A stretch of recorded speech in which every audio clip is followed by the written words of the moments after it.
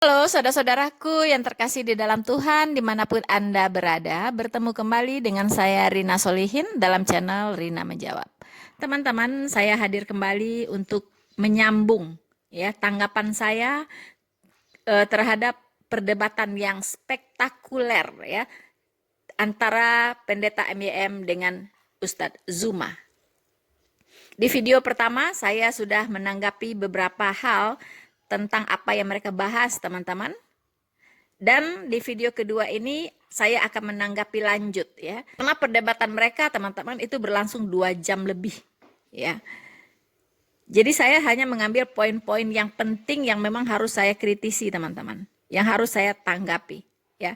Kenapa? Supaya tidak blamiran, supaya tidak membawa dampak buruk bagi mereka-mereka yang mendengarkan, terutama bagi orang-orang yang percaya dan tentu juga bagi saudara-saudara kita yang muslim yang memang ingin tahu kebenarannya seperti apa. Ya, temanya adalah bahwa Yesus 100% Allah dan 100% manusia. Selamat mendengarkan. Nah, diterangkan di dalam Yesaya 44 nomor 24 bahwa tentang apa yang kemudian diajarkan oleh para nabi terkait dengan ajaran Musa, ajaran Yesaya, ajaran rabi-rabi yang kemudian Yesus juga diantaranya disebut sebagai rabi. Di situ jelas dikatakan, beginilah firman Tuhan penebusmu yang membentuk engkau sejak dari kandungan. Akulah Tuhan yang menjadikan segala sesuatu seorang diri, tidak ada dua apalagi tiga. Wow, teman-teman, ya. Mr. Zuma begitu lantangnya ya membaca Yesaya 44 ayat 24. Tapi apakah dia mengerti dengan apa yang dia baca? Ini pertanyaannya teman-teman, ya. Karena di sini tertulis, beginilah firman Tuhan, ya. Tuhan huruf besar semua, ini adalah Jehovah, Allah Jehovah, ya. Beginilah firman Tuhan, penebusmu. Wow, penebusmu yang membentuk engkau sejak dari kandungan. Akulah Tuhan yang menjadikan segala sesuatu, yang seorang diri membentangkan langit, yang menghamparkan bumi. Siapakah yang mendampingi aku?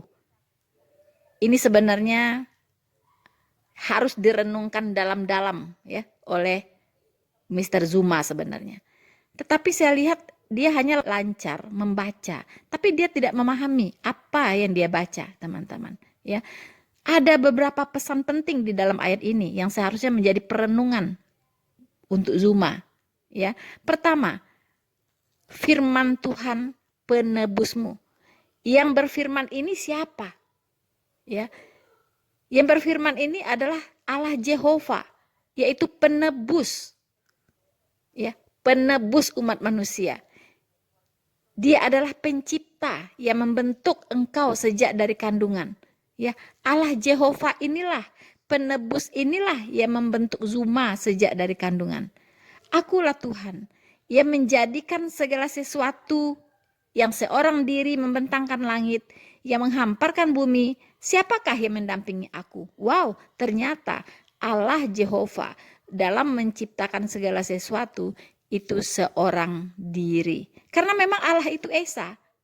Di dalam keesaannya itu ada 3 pribadi yang eksis, yaitu Bapa, Putra, dan Roh Kudus. Ya, jadi Allah Jehovah ini adalah penebus dan dia dalam menciptakan segala sesuatu, menciptakan langit dan bumi, itu tidak dibantu oleh siapapun, termasuk tidak dibantu oleh malaikat. Ya, tidak dibantu oleh malaikat, tidak dibantu oleh siapapun. Dia menciptakan segala sesuatu seorang diri. Yes, dia adalah Allah yang esa, yang eksis dalam 3 pribadi. Untuk penjelasan ini, mari kita baca kitab Kejadian tentang penciptaan.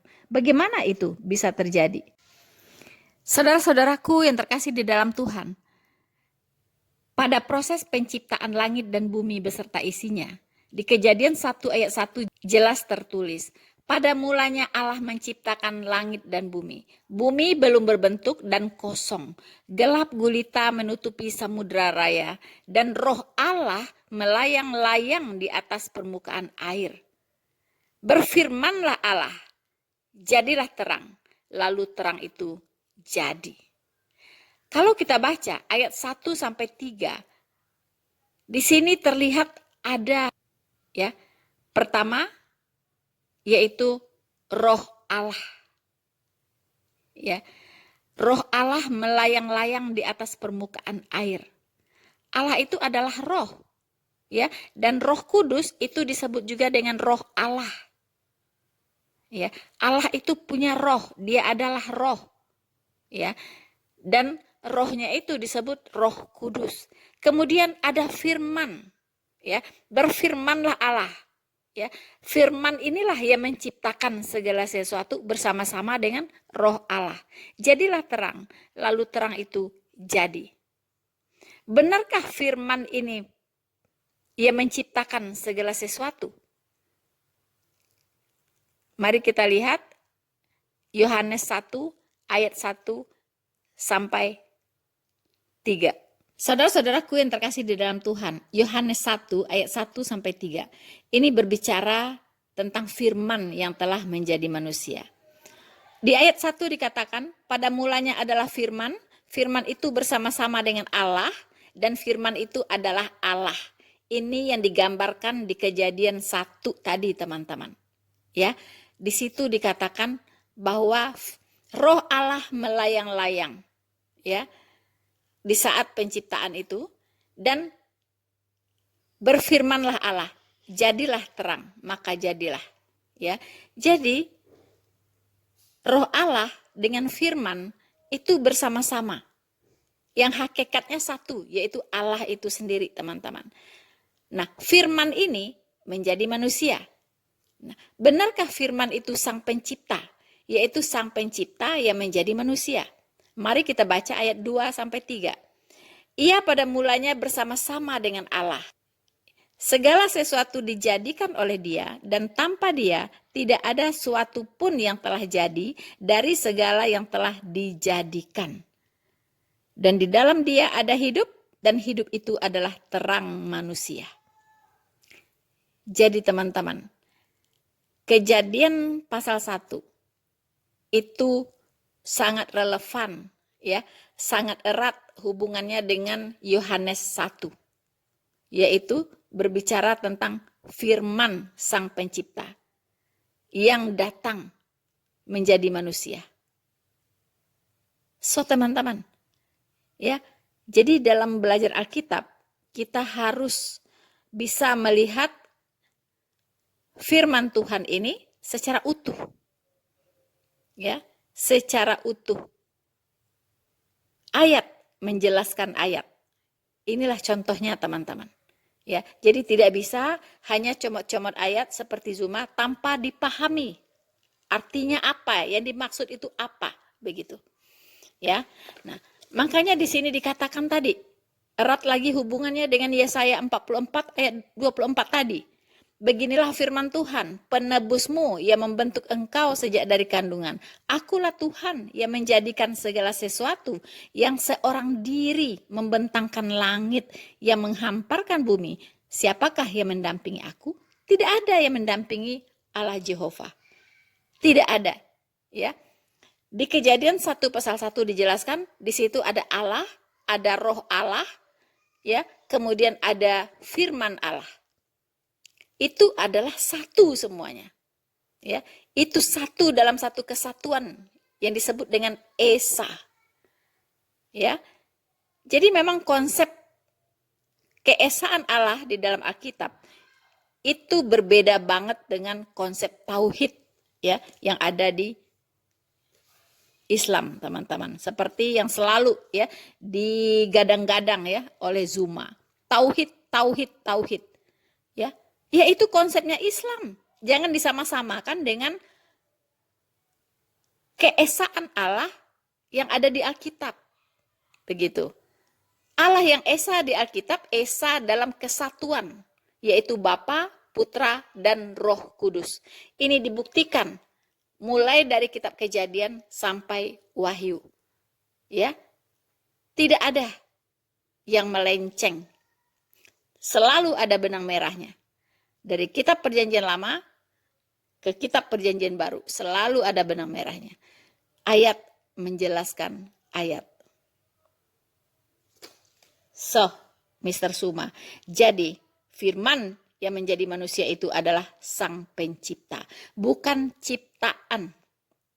Ya, karena teman-teman muslim di mana-mana berkoar-koar bahwa Yesus itu adalah ciptaan. No way, ya. Yesus Kristus itu adalah pencipta. Firman yang menciptakan segala sesuatu. Ya. Ini jelas dikatakan di kitab Kejadian, kemudian di Yohanes, kemudian di Yesaya, dan banyak lagi ya di kitab-kitab yang lain. Banyak penjelasannya, teman-teman. Mari teman-teman kita dengarkan lagi apa yang dikatakan oleh Zuma atau oleh pendeta MYM berikut ini.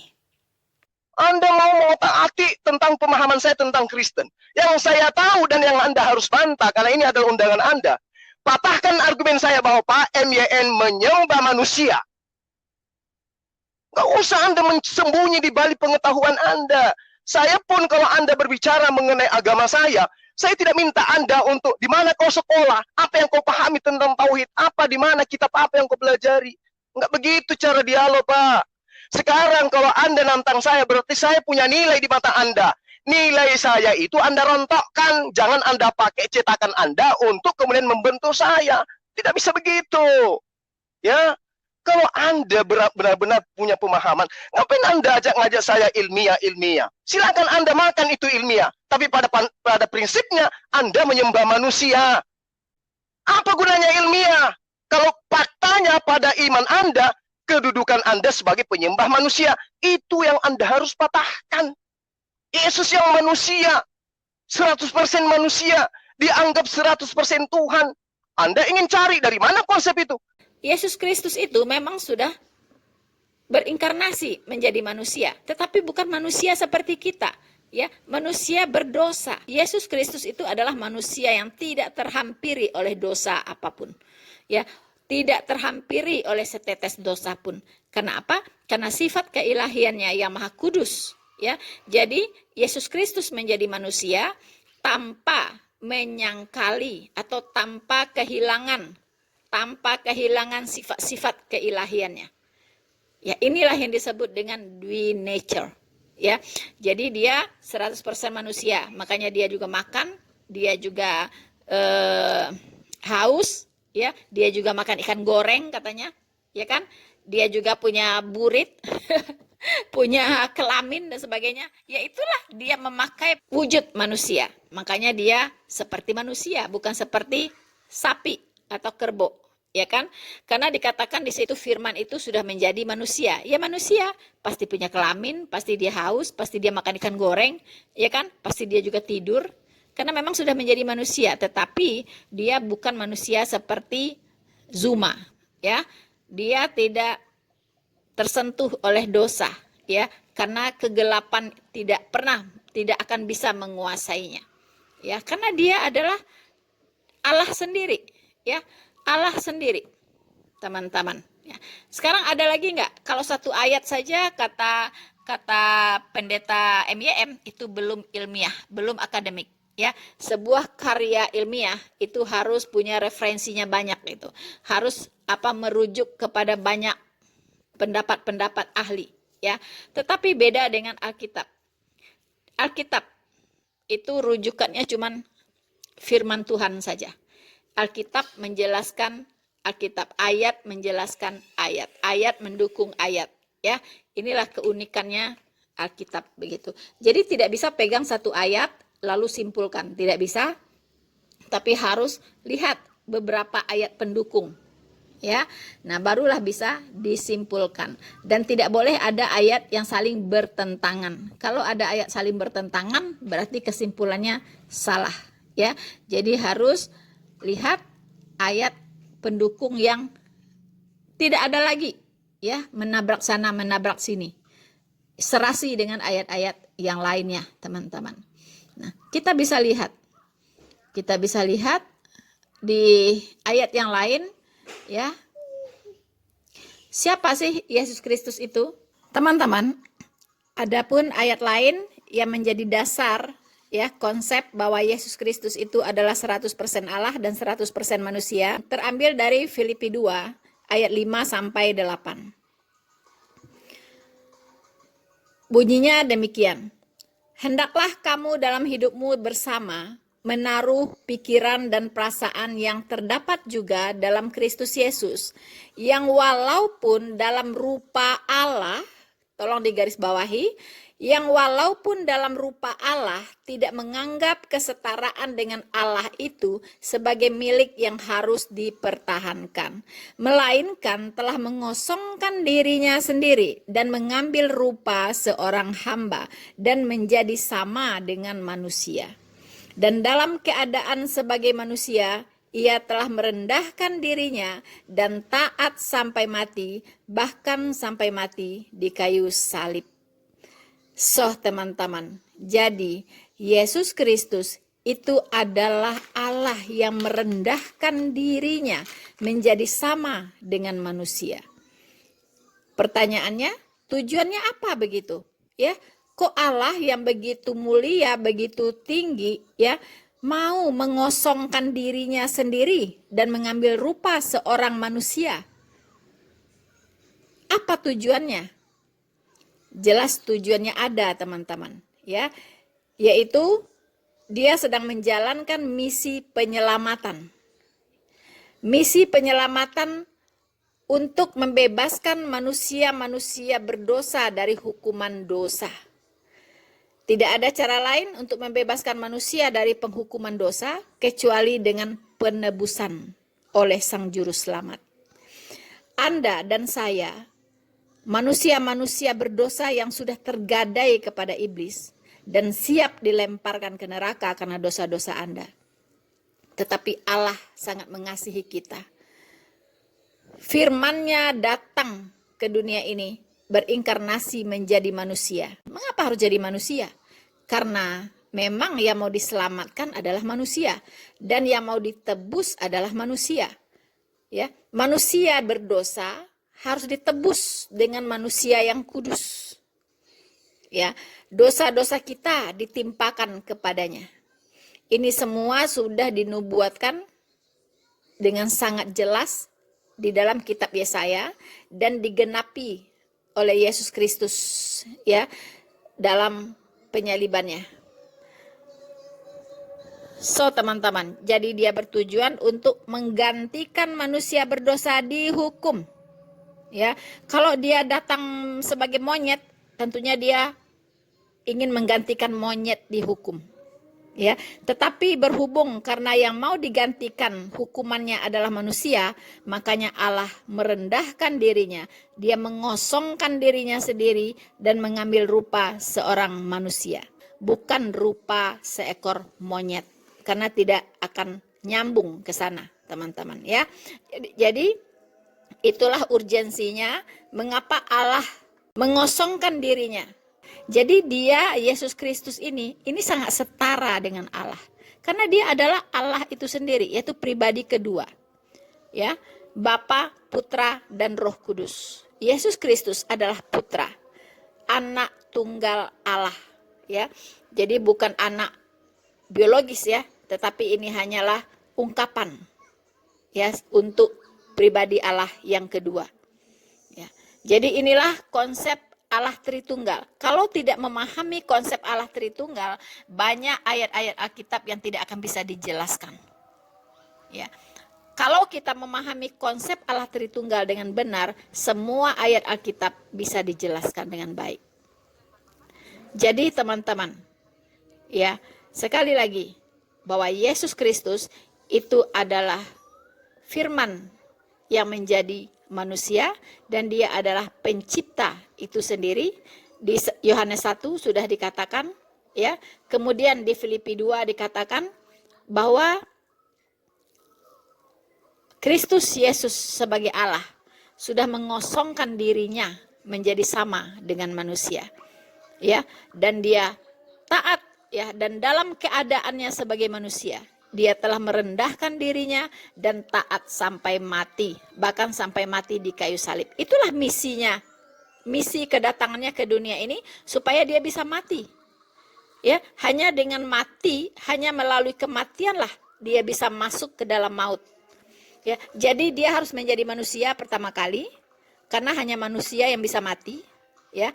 Kemudian sebagai manusia itu dia taat, ya. Dia taat sampai mati untuk menjalankan misi penyelamatan, untuk menggantikan manusia berdosa ini dihukum karena dosa-dosa mereka. Dan dia taat sampai mati di kayu salib. Tetapi karena dia Allah, ya, dia bangkit pada hari ketiga. Karena dikatakan tadi alam maut tidak menguasainya. Ya, alam maut tidak menguasainya. Neraka itu tunduk kepadanya. Makanya dia bisa keluar dari neraka itu dan bangkit pada hari ketiga. Nah, sampai di situ selesai tugas kemanusiaan Yesus. Selesai. Makanya singkat sebelum dia menyerahkan nyawanya, dia berseru, sudah selesai. Apanya yang sudah selesai? Misi penyelamatannya sudah selesai. Jadi dia tidak punya kepentingan lagi untuk menjadi manusia. Sudah selesai. Manusianya sudah dihukumkan bagi kita semua. Ya, sudah selesai. Dia bangkit dalam kemuliaan. Ya, dia bangkit dalam kemuliaannya, teman-teman. Dan perannya sebagai manusia 100% selesai sampai di situ. Ya. Nah, sampai hari ini saya tidak pernah menemukan ayat bahwa sampai kapanpun ya Yesus Kristus itu tetap menjadi manusia. Jadi yang saya katakan bahwa saat kepertemuan kita waktu dulu, Bapak mengatakan Yesus itu selama-lamanya adalah manusia. Dia tidak berubah. Oleh karena itulah saya katakan bahwa itu sudah betul karena berdasar terhadap kitab Anda sendiri. Di dalam Ibrani 13 nomor 8. Yesus Kristus tetap sama, baik kemarin maupun hari ini, dan sampai selama-lamanya. Jadi, Yesus itu mau dibawa kemanapun, tetap saja dia adalah manusia. So, Mr. Zuma, saya akan memberikan Anda satu ayat di Yohanes 10 ayat 33. Mengapa Yesus Kristus dibawa ke tiang salib? Itu sebenarnya karena dia menyatakan dirinya sebagai Allah. Karena dia menyamakan dirinya dengan Allah. Ya, jadi dia tidak pernah mengajarkan menurut Anda ya kepada bangsa Israel bahwa dia hanya manusia. Begitu. Tidak, justru tidak demikian. Begitu. Yohanes 10 ayat 33. Jawab orang-orang Yahudi itu, bukan karena suatu pekerjaan baik maka kami mau melempari engkau, melainkan karena engkau menghujat Allah. Dan karena engkau sekalipun hanya seorang manusia saja menyamakan dirimu dengan Allah. Jelas Mr. Zuma? Ya, orang Yahudi sama dengan Anda mengira bahwa Yesus Kristus itu hanya manusia biasa saja. Ya, tetapi tidak. Berkali-kali dia menyatakan otoritasnya kepada orang-orang Yahudi bahwa dia adalah Allah, dia adalah Tuhan. Nah, makanya dia dibawa ke tiang salib karena dia menyamakan dirinya dengan Allah. Jadi, Mr. Zuma, tidak benar bahwa Yesus Kristus datang kepada bangsa Israel mengajarkan bahwa dia adalah manusia. No, Anda ambil dari mana? Anda tahu dari mana ya? Anda apa dasarnya Anda berkata demikian? Di banyak ayat Yesus Kristus menyatakan dirinya sebagai Allah. Bahkan dia menyatakan kepada bangsa Yahudi bahwa anak manusia berkuasa mengampuni dosa. Itu pun dia dihujat dan mau dilempari. Karena apa? Karena orang Yahudi tahu hanya Allah sajalah yang bisa berkuasa mengampuni dosa. Tetapi Yesus Kristus berkata, anak manusia berkuasa mengampuni dosa. Ya, inilah yang membuat orang Yahudi marah. Kok Anda cuma manusia? Ya kan? Tapi kok Anda berkata Anda itu punya kuasa mengampuni dosa? Bukankah hanya Allah saja yang berkuasa mengampuni dosa? Dan banyak lagi yang lain-lainnya. Pernyataan-pernyataan Tuhan Yesus kepada orang-orang Yahudi yang menyatakan otoritasnya sebagai Tuhan, sebagai Allah. Jadi maaf ya, Kembali kepada Konsili Nisea, tidak ada hubungannya ketuhanan Yesus, ya, ada atau tidak adanya Konsili Nisea, Yesus tetaplah Tuhan. Yesus tetaplah Allah. Ya. Tetaplah Allah, tetaplah Tuhan. Begitu. Tidak penting ada konsili atau tidak ada hubungannya dengan ketuhanan Yesus, karena dia dari dulu, sekarang, sampai selama-lamanya tetap sama. Ibrani 13 ayat 8 tersebut sama sekali tidak berbicara tentang natur Kristus yang adalah manusia. Tidak berbicara bahwa natur Kristus tetap, ya, selama-lamanya, bahwa dia adalah 100% manusia. Ayat tersebut tidak berbicara itu, Pendeta MYM. Ibrani 13 itu bicara tentang kasih, tentang pemeliharaan, tentang penyertaan Tuhan Yesus yang tetap sama dari dulu, sekarang, sampai selama-lamanya. Kemarin, hari ini, sampai selama-lamanya. Jadi itu bicara tentang sifatnya, tentang keilahiannya, tentang kuasa-kuasanya dalam memelihara umat manusia ini, terutama orang-orang yang percaya. Jadi sama sekali itu tidak berbicara tentang natur Kristus sebagai manusia 100%, yang Anda katakan bahwa tetap sama kemarin, hari ini, dan selama-lamanya. No way. Natur Kristus sebagai manusia 100% itu hanya disandangnya selama dia hidup di muka bumi ini. Tadi sudah saya jelaskan bahwa tidak ada lagi kepentingan bagi Yesus Kristus untuk menyandang natur manusia. Tidak perlu lagi. Sudah selesai di kayu salib. Karena manusianya itu hanya untuk menggantikan saya yang berdosa ini dihukum. Menggantikan Anda yang berdosa dihukum. Menggantikan Zuma yang berdosa untuk dihukum. Tapi sayangnya Zuma tidak percaya kepadanya dan menolak kasih karunia tersebut. Dan Yesus Kristus menggantikan tentunya semua orang-orang percaya dihukumkan di kayu salib. Karena apa? Tadi saya jelaskan. Tidak mungkin Yesus Kristus datang sebagai monyet, sementara dia ingin menggantikan manusia berdosa dihukum. Kalau dia datang sebagai monyet, kemudian dia disalibkan, artinya dia menggantikan monyet dihukumkan. Tapi justru karena dia datang untuk menggantikan manusia saya ini, dihukumkan karena dosa-dosa saya, maka dia harus datang sebagai manusia. Karena dia ingin menggantikan manusia dihukumkan. Clear dari saya, Pendeta MYM, dan saya harap saudara-saudaraku dimanapun Anda berada, terutama orang-orang percaya, pastikan jangan imanmu dikacaukan, ya, bahwa Yesus Kristus itu dulu, sekarang, sampai selama-lamanya tetap sama.